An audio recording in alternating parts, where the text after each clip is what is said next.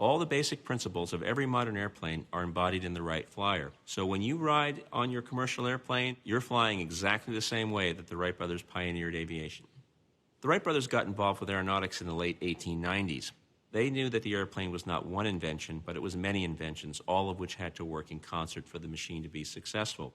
Many experimenters thought you could build an inherently stable airplane, just get something in the air that would fly, and then worrying about steering it later.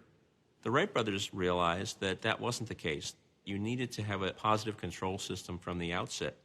The Wright brothers began their formal aeronautical design work in 1899 with their very first craft, a small little 5-foot wingspan biplane kite, to test their idea for control.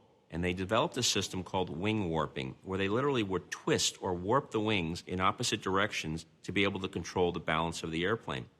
In addition to actually building the airplane itself, the other critical technical component of their work was their development of a successful wind tunnel. They didn't invent the wind tunnel. What the Wright brothers did was to design a set of instruments to give them a specific piece of data with which they could design their airplane. And that was revolutionary.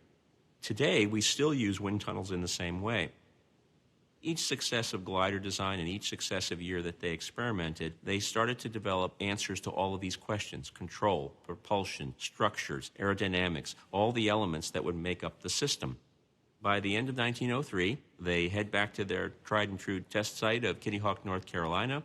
On December 17, 1903, 10:35 a.m., the world's first airplane lifted off the beach for a 12-second, 120-foot flight. And the fourth flight was the real significant one. It lasted 59 seconds and covered 852 feet. And that fourth long flight really demonstrated that they had a true airplane, and the world changed at that moment.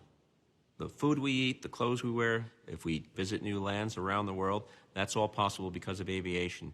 So even if you're not a pilot and even if you're not flying, every day your life is affected by the invention of the airplane by Wilbur and Orville Wright.